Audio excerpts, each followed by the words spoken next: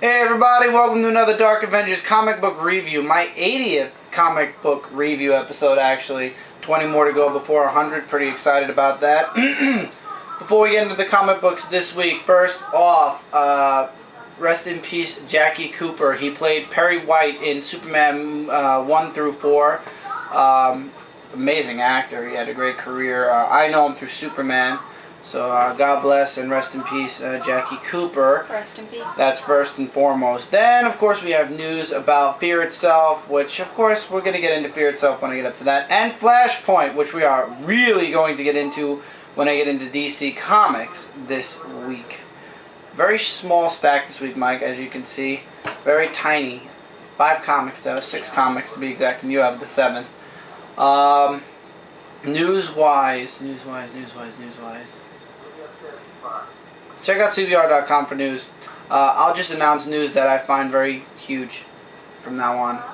This way I don't really have to worry about making sure I have all my news. Smallville season finale? Ah, yes, the series finale is next week. Looking forward to that. And by the way, yesterday, even though I'm recording this on Sunday, yesterday, which is technically still today for me, was Free Comic Book Day. Hope you guys had a great Free Comic Book Day. Happy Free Comic Book Day to all you guys out there. And since we are in Sunday, Happy Mother's Day to all the mothers out there. If you're a mother, Happy Mother's Day. If you're a kid or if you're an adult who has a mother, Happy Mother's Day to your mother. If your mother's passed away, also Happy Mother's Day to her. God bless her soul and God rest her soul. Okay, so now we've covered everything, right? That's to all the mothers who have mothers who passed away and everything from there on. Yes. Okay, so we're going to be reviewing comics from May 4th, the first week of May. 5th month of the year, almost halfway through this year. Birth month, yes, for me. So, we're almost at the halfway point for this year, and some shit's hit the fan, some shit is in the fan, and yeah. Some things are just shit piles, but we'll get to that throughout the whole rest of next month. Next month we're going to do a half-year review, I believe. Most likely we're going to do that. Oh, and by the way, thank you to one of my friends who mentioned that it was John Constantine on the last page of Brightest Day. Second Vertigo person to make the leap from Vertigo Comics to DC. And also I found out that Swamp Thing originated in DC, went to Vertigo, and now is back in DC Comics again. So, very interesting how they're having characters jump around from their continuities. Looking pretty... We'll see where that all leads to. Yeah. So let's get into it. Amber's actually going first with Vampirella. Number 5. Which I have to say I'll hold up the cover. Go ahead. Which I have to say was actually pretty good. It's kind of gone from boring in the very beginning to where it's at now, which is they leave you on a cliffhanger at the end. Serious cliffhanger. I saw the last page. Mm-hmm. Apparently Vampirella is getting married to whom is kind of unclear exactly. I think it's that worm thing that I've been thinking she had to fight. Kind of creepy. So it's not Dracula? I don't think so, because Dracula is mentioning the person that she's married. So let me get this straight. Issues 1 through 4 took forever to get it from point A to point B. Yeah. Literally took 4 issues, and now you're telling me that issue 5 literally jumped all the way to almost the end? Yeah, and apparently next month is going to be the last story for this arc. Please tell me you're not continuing. I'll get the 6th one just to find out what exactly happens. Remember, it took forever for them to get to this point right here. Okay. But I'd like to finish the story arc rather than leave it on the cliffhanger, you know? Actually, Alpha Flight's coming back also. I'm looking forward to it. You're not a fan. You didn't even read half of the old one. I read some of them. I'm probably going to pick up the point 1. Sorry for all of you who like them, but I prefer to read from the beginning. And big Canadian team, awesome. No, I mean, I would probably have liked it if I had started from the beginning. But jumping in at, like, issue 40-something, very hard to understand where they're coming from. Anybody who's willing to give Amber Alpha Flight 1 through 40-something so she can get into Alpha Flight, please let me know. Which I'm sure none of you have Alpha Flight, so... I know a few people who have Alpha Flight, but they're not going to want to give it up. They're not going to want to do that. Yes. Okay, jumping into Marvel, because everything is Marvel this week except for one DC Comics book. I guess this is one of the shorter weeks. How many Wednesdays do we have? 1, 2, 3, 4. We have Only 4 Wednesdays this month. Wow, they're going to stockpile us on one of the weeks. I know that. Next week's a pretty big week. Anyway, the Deadpool Annual, part 2 of 3 when it comes to the Identity Wars. This is definitely the weakest of the 3 stories, I believe. Deadpool really, pardon me, didn't have that much of a role. Like, he had a role to play. He's the reason why Spider-Man, Hulk, and himself are trapped in this alternate universe. But in this story, really didn't have that huge of an impact. Basically, he goes from being a arch villain, because it turns out that the Wade Wilson in this universe was Doctor Doom, so he's Doompool, Doom something, dead, whatever. It was just so stupid. The dead head and everything else. The artwork is pretty good. Not too good. And by the way, Thor's coming out 2 weeks, guys, for Asgard. Why didn't you let me read that one? It has nothing to do with any of the superheroes you're interested in. If you'd like to read it, go right ahead. Now, I'm looking for... This is what I was dying with. Where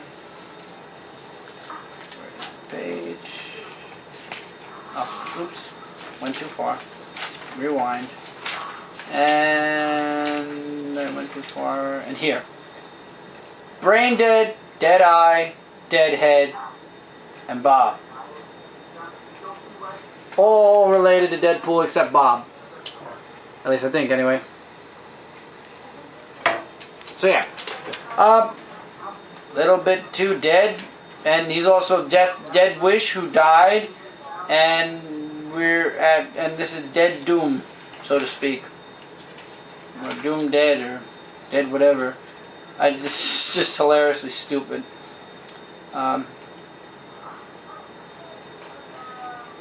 It was just, this book was kind of like, oh, here we go, Death Mask. I knew I'd bump into the name somewhere at some point. So yes, it's the lesser of the 3 stories, my least favorite. Whereas with the X-Men one, the Uncanny X-Men one was my least favorite because of the artwork. So, I will read this after you review it. Okay. So, it was pretty good. If you want to continue the story, it doesn't have that many ramifications. It's fine. Death Mask, actually, big spoiler here at the end of this issue, releases the Hulk of that universe, of the alternate universe, because the Bruce Banner of the alternate universe, using magic, banished his Hulk alter ego to, I believe, hell or something, and basically he breaks free, and it's like a lead on to the conclusion of this annual crossover thingy where the Hulk is basically going to face the Hulk. Yeah. So, yeah, the lesser of the 3. I'd say skip it if it didn't have anything to do with the 2 comics, but it kind of does, so I'll leave it up to you guys, actually. Now, what I've been talking about for the past 2 weeks, X-Men Prelude to Schism, part 1 of 4.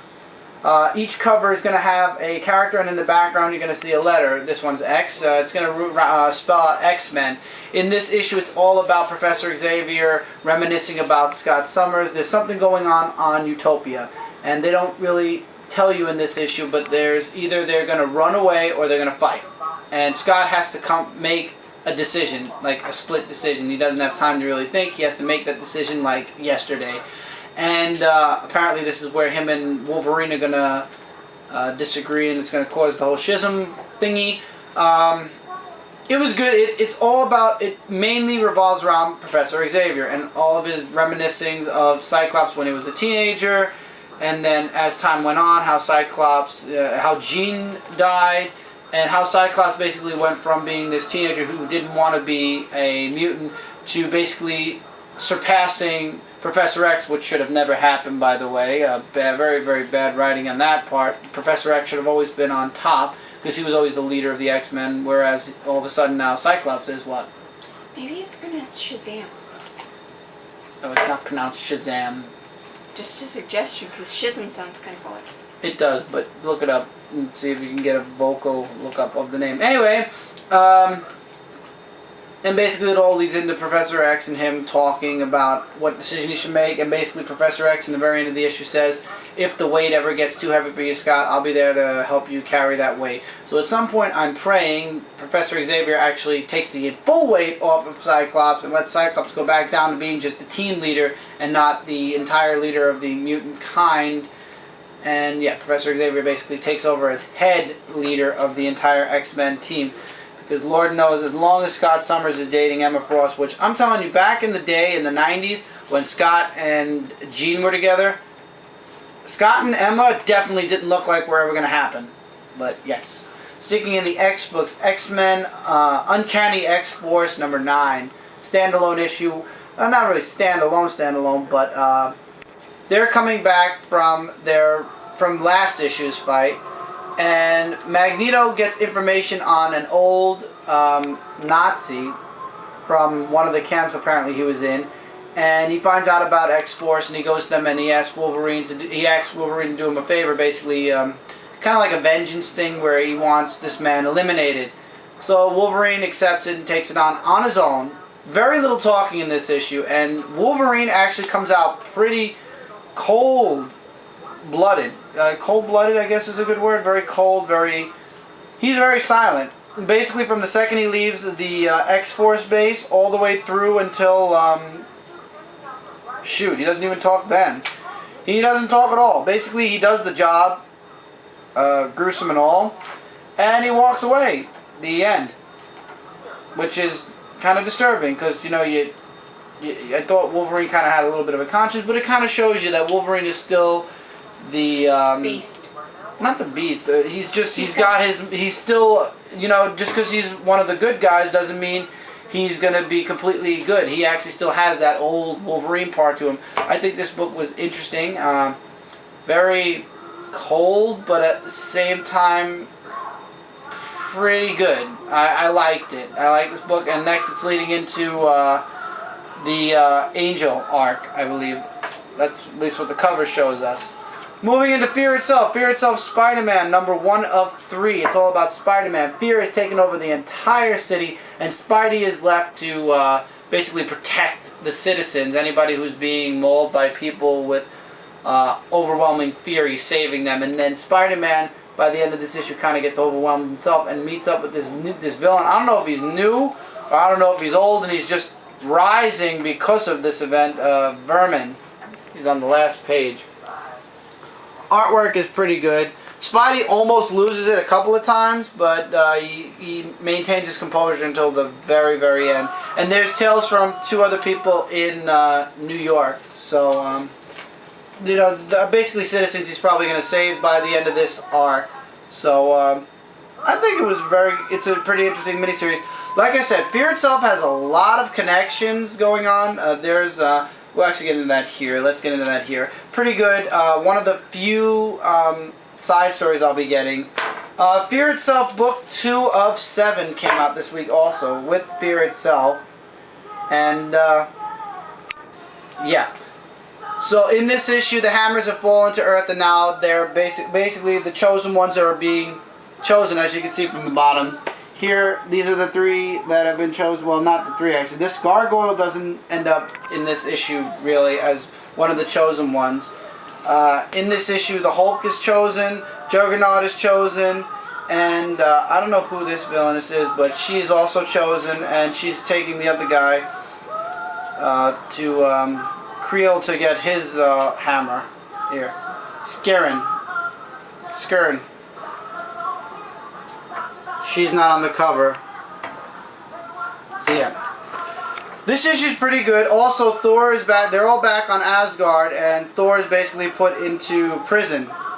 And basically, Earth is left to fend for itself, and Future Foundation makes an appearance. All 3 Avengers teams make appearances in this issue. And yeah, so that's basically a briefie of the book. If you guys want to see the full book, check it out on, check out the book. It's absolutely great. I love this, except this. I love how Matt Fraction said, this book is good. If you buy just this book, you'll be good. Yet, it says at the very last page over here, follow the Absorbing Man's hammer quest in Iron Man 2.0. So we're not going to see the Absorbing Man here find his hammer. We have to go to Iron Man 2.0 number 5 on to see that. Loki's decision Loki has a decision to make, and he's going to make that in Journey into Mystery 623. So we're not even going to see Loki's decision really. We're going to see how it impacts this. But yeah, and then finally Grey Gargoyle, who's the guy on the cover, you're going to see his hammer transformation in Invincible Iron Man 504. So technically, you're getting the main story, but you're not getting the little things that you kind of need, because if you don't get them, you're kind of going to have that little gap in between your story. But, yeah, I just hate when people say you're not going to have to get it when you really kind of have to get it if you want the full entirety of the story. But, no, I won't be getting the entirety. Fear Itself and Fear Itself Spider-Man are one of the few I'll be getting. I also will be getting Fear Itself X-Men and X-Force and Wolverine. Yeah, and that's it. I'm only getting Fear Itself where it pertains to the series that I'm currently buying.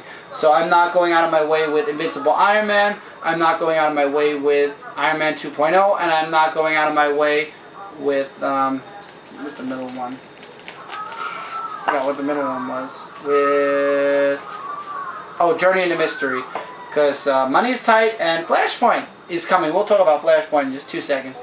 Fear Itself number 2. Fear Itself is looking pretty damn good so far. As far as Marvel big stories go, this thing is holding up really well so far, in my opinion. We'll just have to see where all this goes. Fear is starting to take over the world, and that's where they leave you off. So we'll see how the world deals with this in the next book. It's a 7-issue series, guys. Probably it's going into all the way to the end of this year, so we'll see how that impacts. And now, finally this week, DC Comics, Superboy number 7. Cover is misleading as hell, but you kind of find out. For those of you Superman fans, back in the late 1980s, there was a thing called the Black Mercy, where it's a sentient, kind of like plant thing that attached to Superman, and basically he gets trapped in a hallucination where he's living out his dream. Like, it basically gives the person it's attached to its biggest dream, its biggest desire, whereas while they're getting their biggest desire through the hallucination, the plant is basically sucking the life from them and slowly but surely killing them.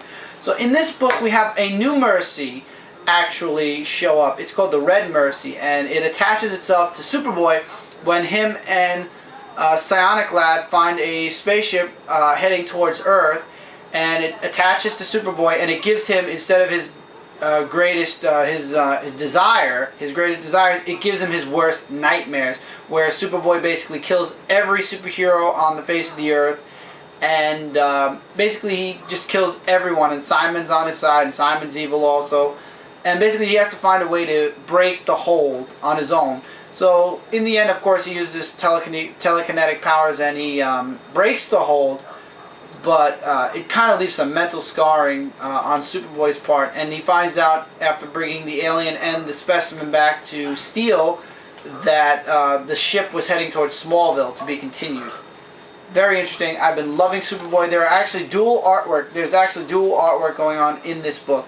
There's the main artwork, which is the current day Superboy, which is this. Whoop. And then when he's in that kind of like dream state, there's the dream state artwork, which is like this. So I kind of like the meshing of the two artworks. Pretty awesome. And also there's an advertisement here for Midtown. Midtown actually got an advertisement here. Now we're going to talk about something that, by the way, definitely get this issue. Superboy's been awesome. Now we're going to talk about Flashpoint. Now, we all know in May, Flashpoint 1 comes out, and its little connection in Booster Gold. Well, I get Booster Gold. So Booster Gold 44 has a connection to Flashpoint, so it's coming out. Getting both next week, no problem. Then we have June, and we have this many books in June. This whole list is not the full run of Flashpoint, but just the first month of Flashpoint. So let's see. We have the original Flashpoint, so that's 1, 2, 3, 4, 5, 6, 7, 8, 9, 10, 11, 12, 13, 14, 15, 16, 17, 18, 19, 20, 1, 2. So we have 22 books in June alone. Plus the 2 we get in May, so that's 24 books already for Flashpoint. 24 books. This is ridiculous. I think DC's crazy. As far as Fear Itself goes, yes, there are a lot of issues that are going to be connecting to this and a lot of miniseries. But let me put it this way. June's run of Flashpoint's miniseries is like 2.5 months of Marvel's miniseries and crossovers for Fear itself. DC has gone above and beyond ridiculous with all these crossovers for Flashpoint, and Flashpoint is of course universe changing. So yeah, this is all big stuff going on in DC Comics. So I'm sorry, I'm not getting all this. It's ridiculous. World of Flashpoint, Emperor Aquaman, Deathstroke and the Curse of the Revenger, Creatures of the Unknown, Citizen Cold, Wonder Woman and the Furries, Deadman and the Flying Graysons, God of War. That's such a stupid pun from God of War, by the way. Project Superman, Lois Lane and the Resistance. Yes, those two are interesting. Hal Jordan, you know, Cranberry Cricket. That's ridiculous. The Cranberry Cricket. I'm sorry.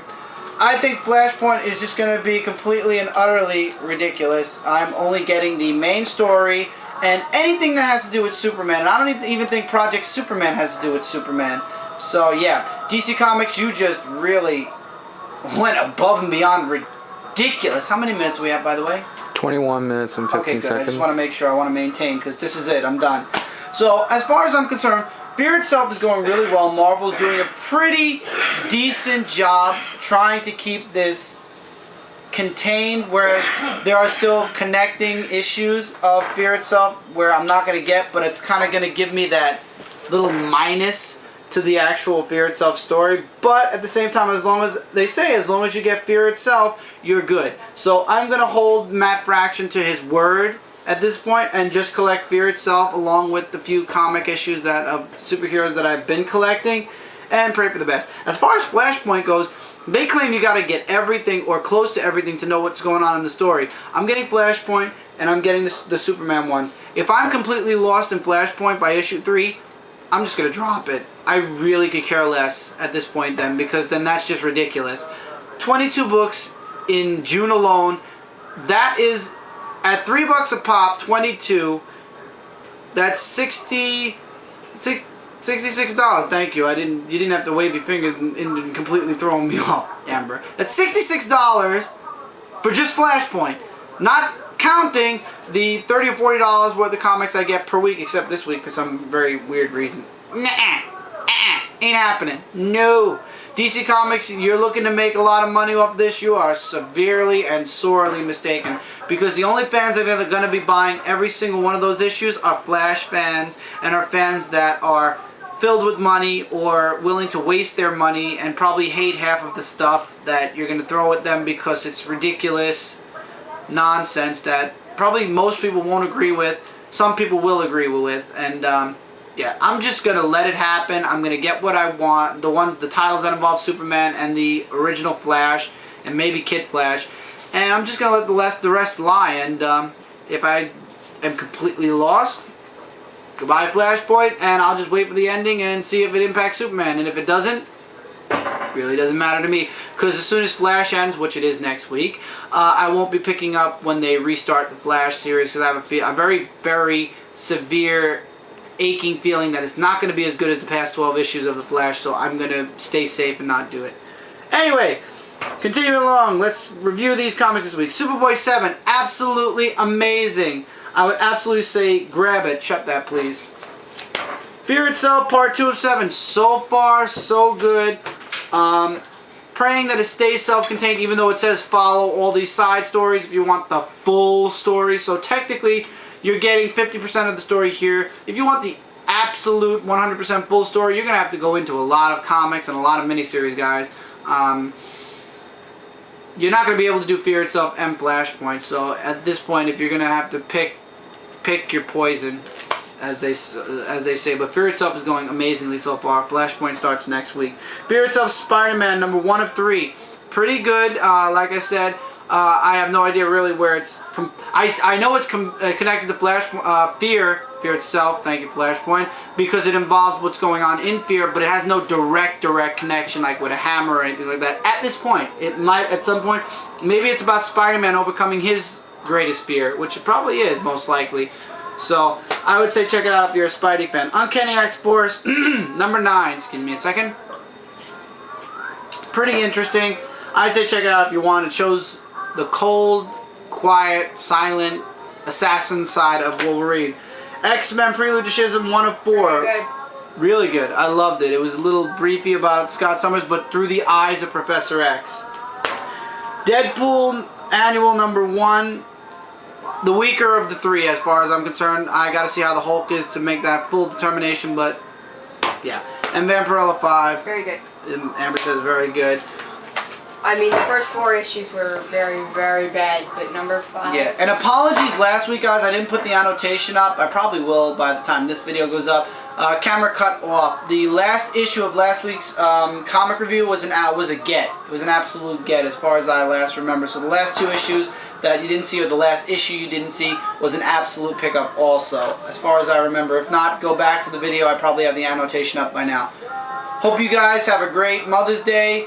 Hope you guys had a great free comic book day. See you guys next week for another comic book review where I'll have a bigger stack and a lot more to discuss. That's in another one. Alright, so I'll see you guys there. See you guys next week. Have a great week. Happy May, guys, and stay frosty, as they say. You gonna say goodbye, Amber? Yes. Bye, guys.